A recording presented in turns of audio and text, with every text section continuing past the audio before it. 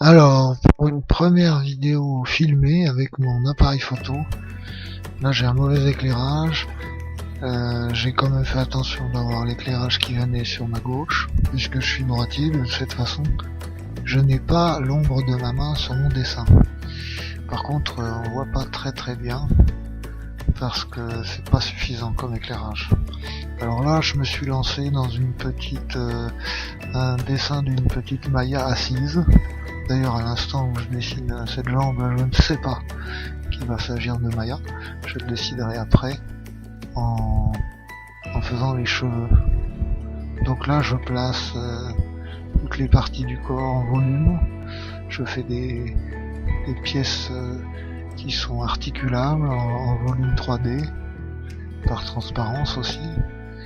Et j'habillerai ensuite plus tard.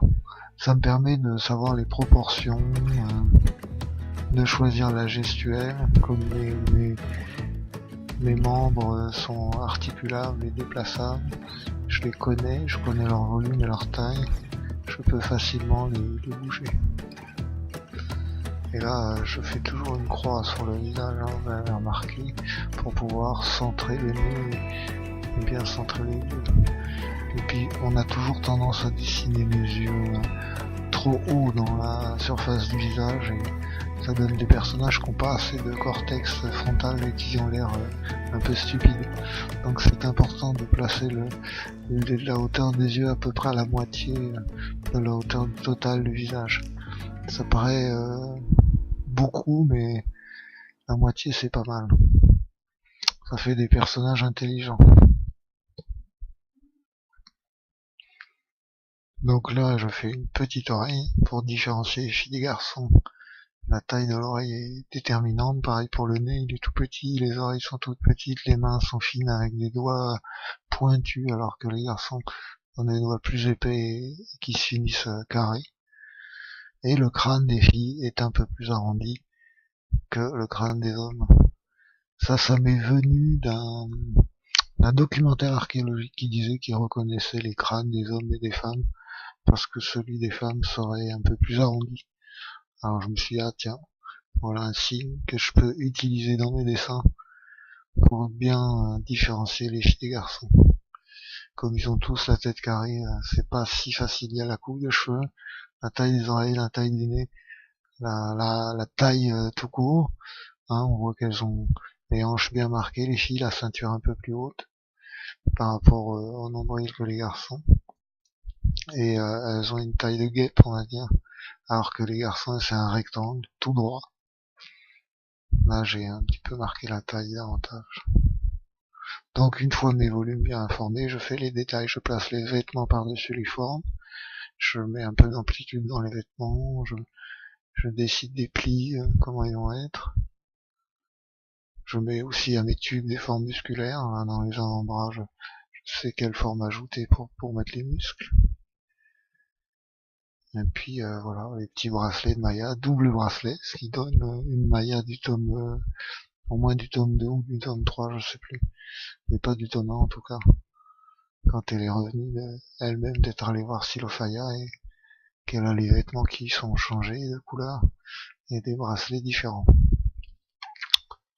Je sais plus, oui, elle doit gagner ses bracelets en revenant de chez Silofaya ou bien chez les Hélénides, je sais plus, il faudrait que je vérifie. Donc voilà, toujours les détails, là, les mains posées sur les genoux, elle a une main un peu plus sur le côté, la main gauche, que tout à fait au-dessus comme la main droite. Donc c'est à moi de le montrer, ça en dessinant le pouce surtout, et la tranche de la main est visible, mais pas les autres doigts. Et là j'essaie de faire son pantalon très large, donc voilà, il faut montrer qu'il est très large, il est plus large que ça, je vais l'élargir un peu après. Voilà, je vais changer l'endroit où le pli se fait, et je vais élargir le pantalon,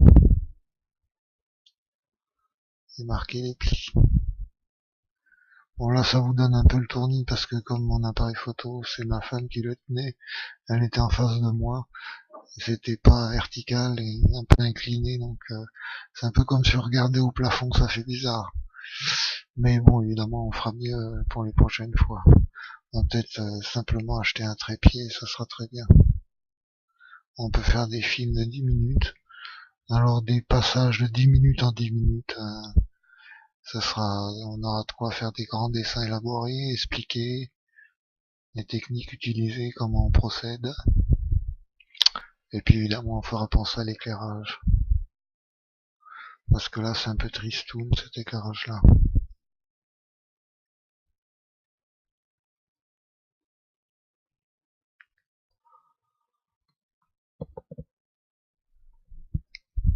Voilà, donc là, on est déjà à 6 minutes.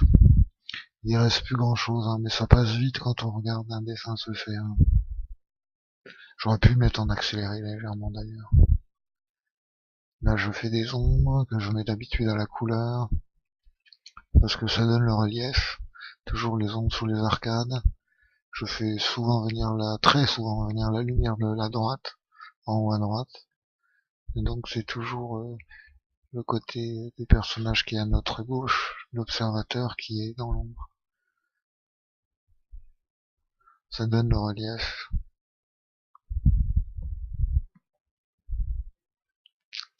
Et les ombres au début, quand on les maîtrise pas trop, vaut mieux pas trop en faire.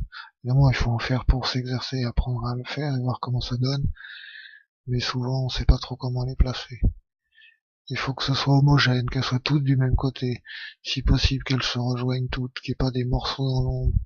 D'un côté, de l'autre côté. Il faut que ce soit cohérent. Et ça vient vite après, la façon de faire les ombres. C'est assez logique et assez simple. On trouve sa propre logique. C'est comme pour les plis des vêtements. J'ai trouvé aussi ma façon à moi de simplifier les plis des vêtements tout en les évoquant d'une manière suffisamment juste pour que le spectateur ait aucun doute quant au fait qu'il s'agisse d'un pli et d'un vêtement.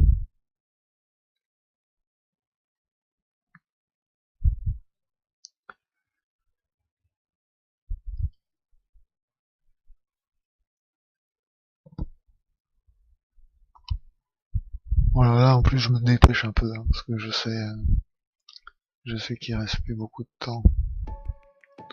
Donc c'est pour ça. Hop, effectivement, on est déjà à 7 minutes.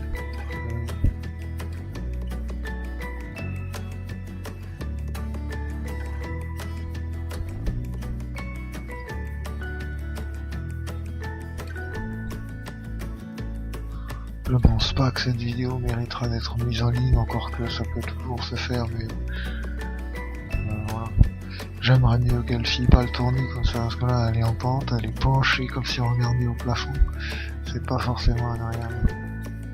Le mieux eût été que ma femme se place derrière moi et filme pas par-dessus mon épaule. Mais bon, voilà, on a essayé autrement. Pour une première, c'est pas mal.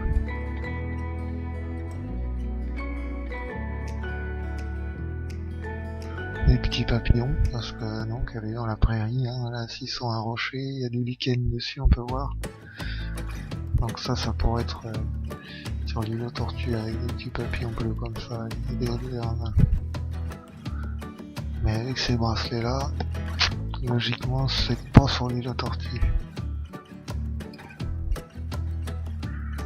Donc voilà, comme je sais qu'on arrive au bout, Claire est en train de me le dire, je signe en vitesse. Et hop, je crie, il s'agit de Maya. Voilà, ma première vidéo en direct.